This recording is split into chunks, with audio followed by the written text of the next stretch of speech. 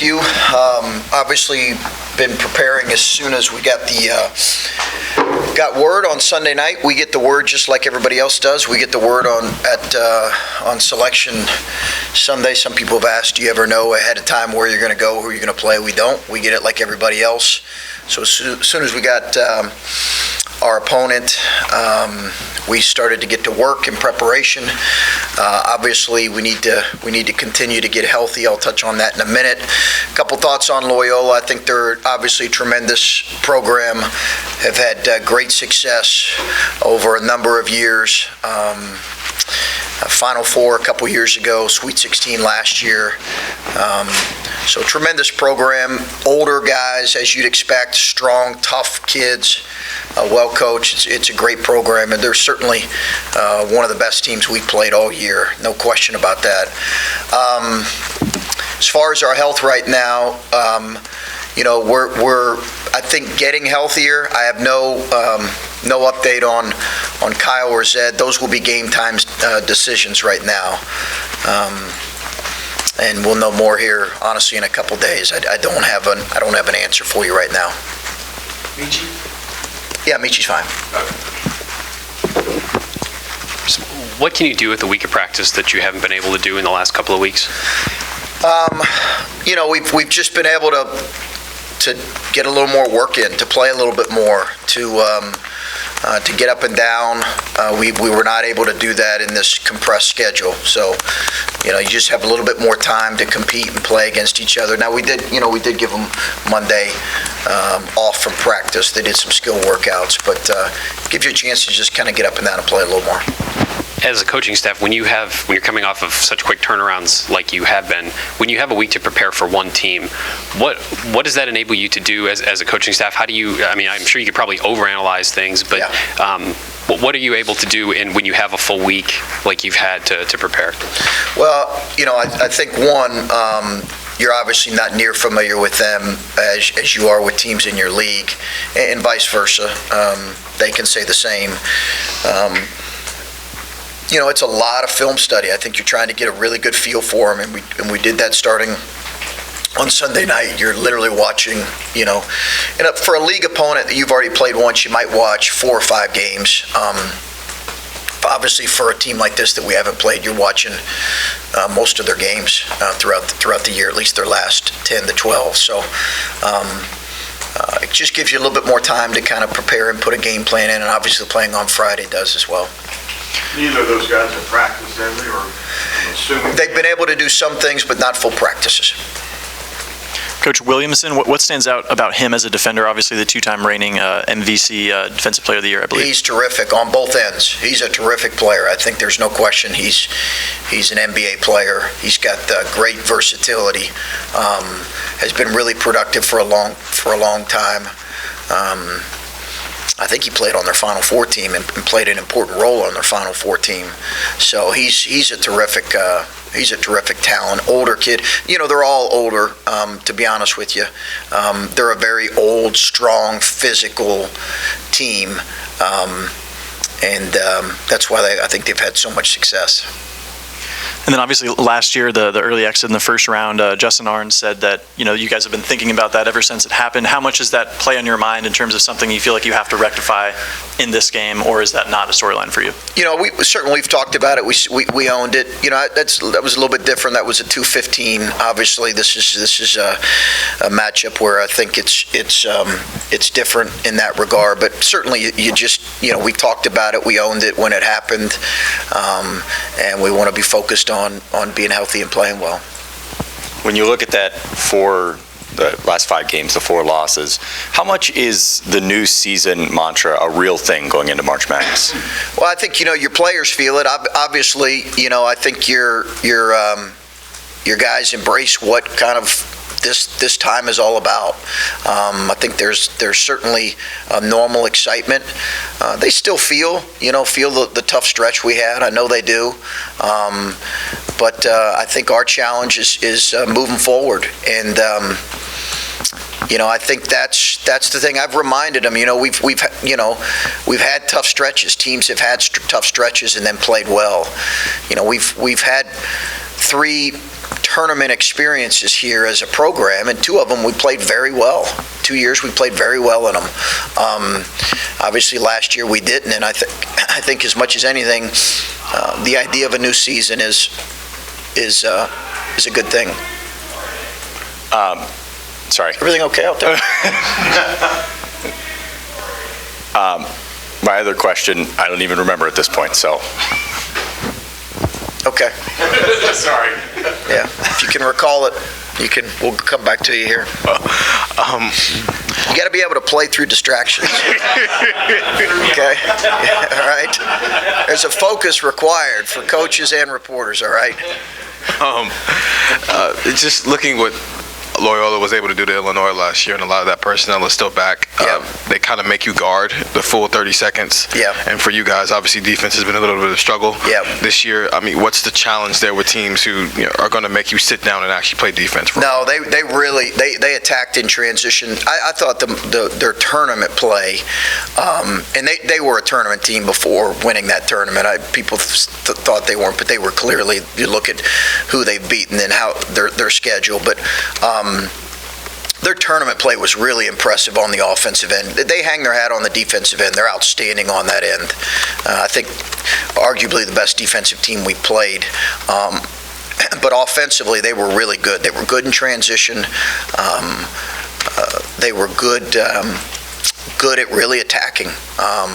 And they've got tremendous shooting across the board and a great skill. They've got a really versatile team. So obviously our ability to defend them, both in transition and the half court, is going to be really important. And obviously, you just said Zed and Kyle are still kind of game time decisions there, but that was the case against Michigan State. It kind of gave Joey a chance to maybe emerge in that game. I'm not saying that can you play through Joey again in this situation, but given what the matchup situation is, how much more valuable does he become in a game like this? Well, his depth is important. Obviously, we don't win that game without him and probably Jamari's play there. So his depth is important. We just, again, we've talked about the kind of injuries on the front line and in the middle of our lineup. So having depth there is important, and he'll be ready. Chris, one of the things that Ryan Peden said on the radio Monday was that he sees Loyola Chicago having a lot of Big Ten tendencies. And I'm wondering what that means to you, if you agree, and kind of what that kind of represents heading into this. Yeah, they're very similar to Big Ten teams. Strong, physical. I think they're older than maybe most Big Ten teams, but they're strong and they're physical, really, really good defensively. And I think that their style of play, they're as physical as any team will play all year. I think they're the most physical team we'll have played all year. And so obviously there's a lot of guys on your roster who may have not experienced the NCAA tournament before, and I'm curious, at least for you, is there a moment or something, whether it's with Ohio State, whether it was at Butler in your first years, that kind of represents what the NCAA tournament means and kind of you use as an example of, okay, you're going to feel this too when you get there? I mean, we have some traditions that we do. I'll kind of keep those in-house, leading up to it. But, our guys will get to feel for it. It's such a unique experience. When you go there the day before is a lot of media stuff. The day before, practicing in the venue is a unique experience with fans. So I think all that, you're right. We do have a lot of guys that are experiencing it for the first time. It's, their roster, I think, has a roster that's full of a lot of guys who played in that tournament. But I think it'll be an experience that, once it gets to tip, all that stuff's out the door. Do you have to say anything to those guys that are doing this for the first time? Because as you mentioned, there are quite a few of them. No, I think as much as anything, you're just trying to keep them on focusing on doing their job and competing at a high level. I think that's the most important thing. The stuff around it, they're aware of, but we're not going to spend a whole lot of time talking about it. And you said, I think, in your opening statement that you don't know a ton about them because you haven't played them, but they don't know a ton about you either. I think most of your losses recently have come second or third time playing a team. Is that an advantage, especially given kind of the slump that you guys can use, that they don't know you as well as some of these Big Ten teams do? Yeah, I think any any coach this time of year is you ask any coach in the country, and they're excited about, getting out of conference play, especially when you play 20 games in league play. And I know they play, I think a lot of league games do, maybe 18. So I think anytime you're jumping out of conference, it's an exciting thing for coaches and players. I want to ask, second half against Penn State, as I kind of rewatched that, you went 7 minutes, I think, without a field goal, although you did have guys get to the foul line, as you alluded to, I think, after that game. Just seemed like it was an awful lot put on EJ and Malachi in that stretch, and that really from 12 minutes all the way to the end of the game. What can you do to alleviate some of that burden? I know Kyle, if he's there, he's a facilitator, and Zed, a little bit of a threat too if he's available. Just what can you do to have other guys step up in those moments and complement your two? Yeah, I think we've got to find a way, Steve, to get more balance across the board, and we've got to look as coaches at ways we can do that with guys. I do think we became a little bit too reliant on those two guys, and it was tough for Malachi because they were really physical with him. It's tough to ask a freshman to do. So I do think we just across the board are going to need a little more balance offensively. It's too much to, I think, ask of those guys and expect it, especially against the caliber of defense that we're going to see on Friday. Chris, I think a lot of people are excited to watch Malachi go against Williamson on the offensive end, but I'm kind of curious with the other end, Malachi guarding him. Just what have you observed of Malachi's defense this year? He said here, he's still trying to grow. Obviously, he's only a freshman. I think he said he wants to improve off the ball more than anything. Just what's your assessment of him on that end? Yeah, he's an 18-year-old, so he's learning. He's learning. He's an 18-year-old going against I don't know how old Williamson is, probably 22, 23. So I do think there's a strength and physicality factor that's going to be a challenge for Malachi, but I think he's anxious he's a kid that just wants to continue to improve, and he's done that throughout the year. Defensively, he needs to. He needs to continue to get better with that. Some of it's a strength issue. Some of the times he gets offensively in trouble is a strength issue as well.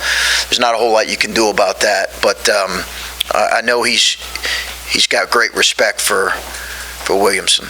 And they're a very high assist rate team. They're good on both ends of the floor with assist rate. But I'm wondering what makes a defense good in terms of assist rate. Like, what are the hallmarks of a defense that is good at limiting an opponent's assists? Yeah, they really they extend, they pressure, they force you into a lot of one-on-one plays. They don't overhelp a whole lot, so you're not finding ways to drive and kick. They're really, really physical on the ball, but they're just really good in kind of in terms of pressure and extending their pressure. And they consistently do a pretty good job of staying home on shooters. Don't want to oversimplify things, but now that you've had a chance to step back and look at the Big Ten season, what does this team need to do to make a run in the NCAA tournament? If we're sitting here 2 weeks from now and they're still going, what is it that they've put together? Again, focus on the things we've got to improve on. I think you're always taking it literally one possession at a time in this tournament, and I think that has to be our focus. It's literally one possession at a time. Have fun with it. Take it one possession at a time and be aggressive in our attack on both ends. As you've set up practice, and you said those guys are doing some things on the side, is the indication that, guys, this is who we are. If we get those two, that's a big bonus, but may not happen. And can you win the game without them? Well, listen, I think the indication is those guys are doing everything they can to get back, and hopefully they will get cleared. And we'll see what our roster is on game day. I just don't know right now, Clay. But I think it's not this is our guys that's going to play. This is our group that's not going to play. Our guys understand we've had a season unlike any others with injury, Clay. So they understand it is next man up, and the next guy needs to be ready to play and perform at a high level. All right, guys.